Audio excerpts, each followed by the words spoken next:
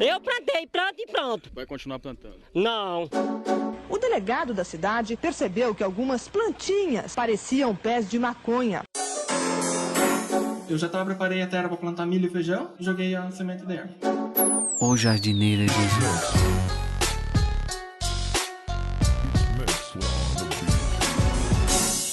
Eu vou continuar colaborando.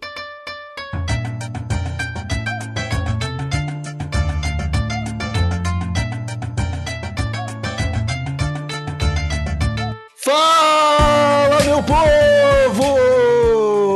E estamos começando mais um Jardim do Coronel aqui no TH Show, o podcast 100% natural dedicado aos jardineiros desse mundão e que só é possível graças ao pessoal lá da Coronel Cannabis, a sua loja de cultura canábica que conta com itens de tabacaria e acessórios para o seu cultivo de verdinha. Acesse lá o site dos caras, coronelcannabis.com.br, olha o que eles têm a oferecer e caso alguma coisa te interesse, fica aqui o cupom do TH Show, é THS10 e dá 10% de desconto na sua primeira compra acima de R$100. Confia no pai, quer cultivar e colher umas flores bonitas? É na Coronel que você vai.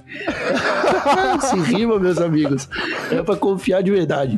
Aproveita, já segue o Instagram deles, @Jardim do Coronel, e o Twitter também, @Coronel Cannabis, que seguindo os caras, vocês mostram a força do nosso trabalho e aumentam aqui a nossa moral pra gente continuar produzindo esse conteúdo. Agora eu me apresento, sou o Igor Seco, comandando essa web bancada canábica, junto com ele, Marcelo Nhoque. Tudo bom, Marcelo Nhoque? Ah, Igor Seco, tudo bem, meu querido?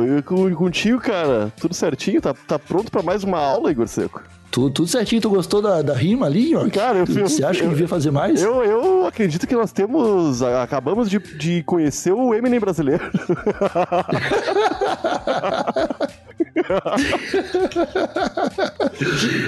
Nhoque, eu queria pedir pro pessoal de casa ir com calma, porque o Growing Choco e o SM voltaram aqui para trocar uma ideia e eles estão pegando leve, tá? Mas eu queria pedir pro pessoal ficar atento que o plano é justamente esse, a gente dá uma visão geral primeiro sobre o plantio e o cultivo de cannabis e depois adentrar com força nos detalhes, não é não? Exatamente, cara. É que nem o colégio, né, meu? Tu começa aprendendo o básico e quando vê tá quebrando a cabeça com o que é delta, tá ligado? A gente... Não, mas tem que começar com o básico, né? E eu acho que hoje é uma aula também do básico, né, meu? Que no último episódio nós falamos sobre semente, no primeiro e último episódio, né? Nós falamos sobre semente, agora sobre terra, que tem abundância nesse mundo, Igor, você só perde pra água, eu acho, né? Tem mais água do que terra. Hoje a gente vai falar um pouco sobre preparar o terreno, sobre o tipo de terra ideal, o espaço para plantar e falar um pouco também de raízes de maconha. Então, bora, Nhoqueira. Borou!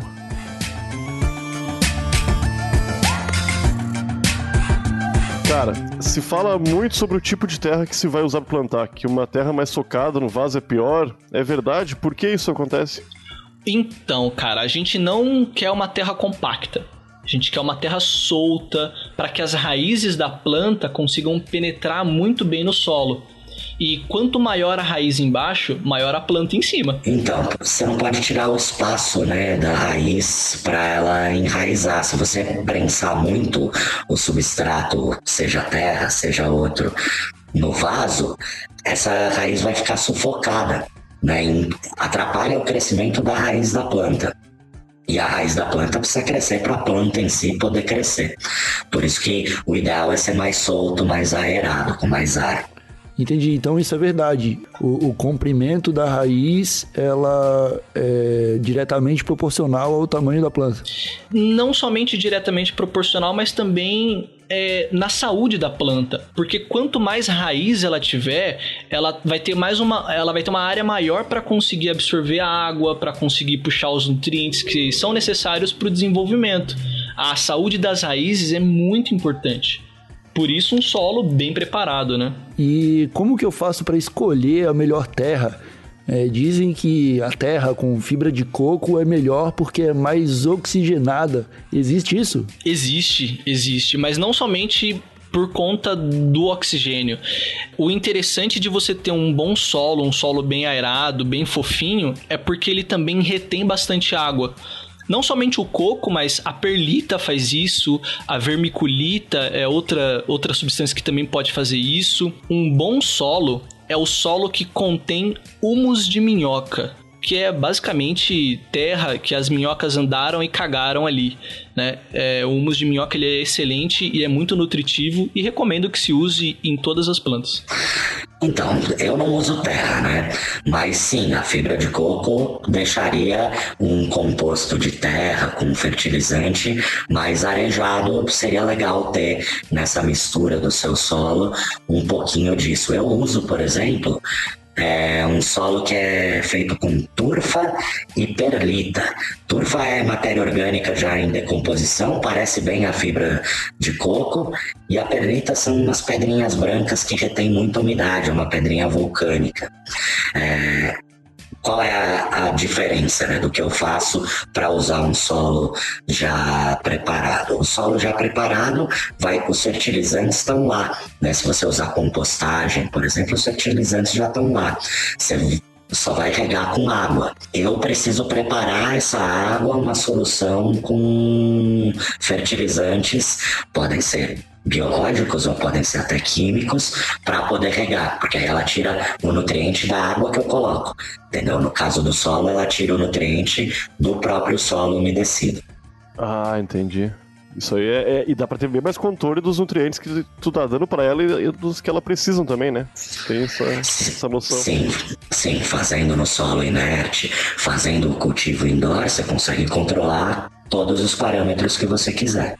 Tá, e me diz uma coisa, dá pra plantar direto na terra do meu quintal? Mesmo se for uma terra que não passou por um processo de compostagem, nada? Eu não aconselho, porque dependendo de como tá o seu quintal, pode ser que a terra ela seja justamente aquela terra, né, mais rochosa, uma terra mais barrenta. Então você pode plantar no seu quintal, sim, desde que você trate a terra, dê um bom cuidado, acrescente alguns nutrientes ou até mesmo acrescente minhocas. Então aí até dá, a terra vai servir de substrato, né? Você vai cavar o buraco lá, vai deixar bem soltinho e a terra serve de substrato, mas aí você vai ter que regar também com nutrientes. O problema é que você não sabe, apesar de não ter passado por compostagem nem nada, talvez essa terra tenha alguns nutrientes. E se você colocar muito a mais, você não tem como controlar, e não é bom pôr muito nutriente em excesso, né? Faz mal para a planta, ela fica doente, inclusive. Você falou antes sobre a importância de manter a raiz da planta saudável. E então eu te pergunto, que tipo de vaso eu tenho que usar na hora de cultivar cannabis? Faz diferença eu usar um mais largo ou mais fundo? Eu preciso ficar trocando de vaso conforme minha planta for crescendo? Como eu posso definir isso com mais precisão quando eu estiver começando? Bom, primeiro você tem que saber que tipo de planta você está plantando. Se ela for uma planta automática, você vai colocar ela direto no maior vaso que você tiver e o vaso definitivo dela. Você não vai mudar ela de lugar. Se for uma planta fotoperíodo, você troca de vaso para que a raiz dela continue se desenvolvendo. As fotoperíodos elas são mais resistentes. E o ideal é que você coloque ela num vaso mais fundo do que um vaso mais largo, porque as raízes elas crescem imediatamente em direção ao solo. Então elas vão crescer reto, né? E depois elas vão começar a ir para os lados. Tá? Então quanto mais fundo o seu vaso, melhor. A gente acaba trocando de vaso durante as fases de desenvolvimento da planta para que a raiz ela ocupe todo o espaço do vaso, e aí quando não tem mais espaço para ela ocupar, você vai colocar ela numa terra completamente nova, com mais nutrientes, num espaço muito maior, e aquela planta ela vai acompanhar o desenvolvimento das raízes. E qual a melhor época do ano ou estação do ano pra gente começar uma plantação? Cara, pra fazer outdoor, você tem que pensar na questão do fotoperíodo. Enquanto tiver mais de 12 horas de luz no dia, a planta vai crescer. A partir do momento que equilibra, né, fica 12 horas claro e 12 horas escuro, ou a noite é maior, que é o caso agora no inverno, ela vai começar a florir.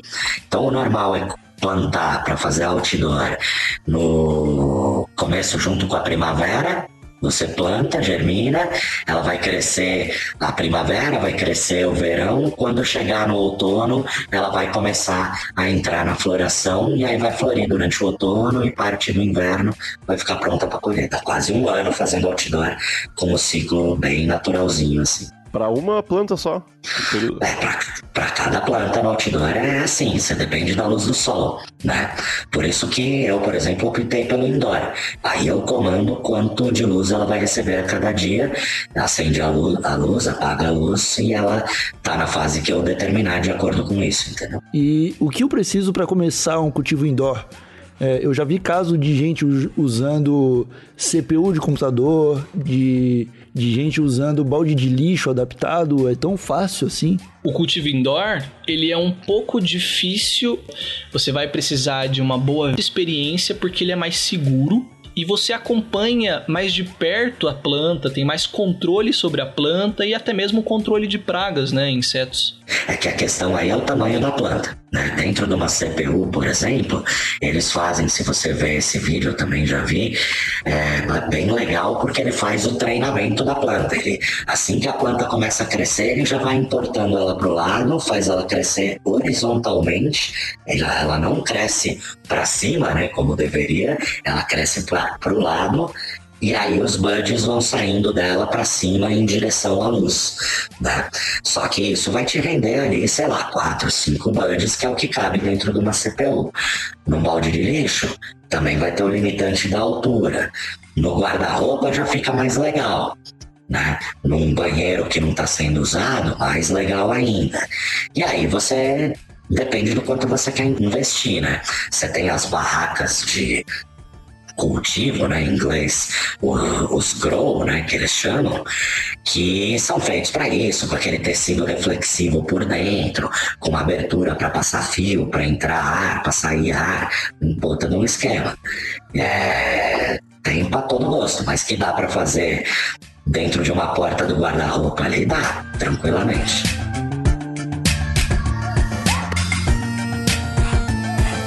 E aí, Nhoqueira, aprendeu alguma coisa hoje? Tá facinho, né? Basicamente, o que os nossos jardineiros estão dizendo aqui é o que todo mundo que tem vó em casa e planta coentro já sabe, né? Mas é só ter o mesmo cuidado que as vovós têm com coentro que o teu chá vai ficar bom também, tá ligado? É barbada, cara. Eu acho que é. É fácil, meu. Obviamente, tem como tu incrementar todo esse plantio com os itens que a gente só encontra lá na nossa querida Coronel Cannabis, né? Eu acho que vale até a pena dar de novo o cupom no final do episódio. O que tu acha, Igor? Desculpe. Eu gostaria de uma nova rima, será que é possível? Não, é uma rima por episódio, porque senão vai acabar minhas rimas, cara. Eu tenho tudo contadinho. Lembrando vocês que estão nos escutando que vocês podem conseguir mais informações sobre o assunto que a gente debate aqui no Jardim do Coronel, lá no Instagram, @Jardim do Coronel, e eles também vão complementar as dicas através de uns posts lá no blog. O link tá lá na rede social também. O cupom que o Nhoque pediu para eu repetir é o THS10, que dá 10% de desconto na sua primeira compra acima de R$100 lá na coronelcannabis.com.br. Você acha que a gente tem mais alguma coisa para dizer, Marcelo Nhoque? Sem dúvida, mas aí fica pra próxima aula, né? Eu acho que o ensinamento continua. A gente tá no comecinho ainda e tem bastante informação pra gente trazer pro pessoal que tá entrando pro ramo da jardinagem, né, Igor Seco? É isso aí, Marcelinho. Então, daqui 2 semaninhas a gente volta com o volume 3 dessa série, trazendo mais informações aí com o Growing Choco e com SM. E então ficamos por aqui com esse episódio. Voltamos daqui 2 semanas com o Jardim do Coronel. Um abracinho de longe e tchau!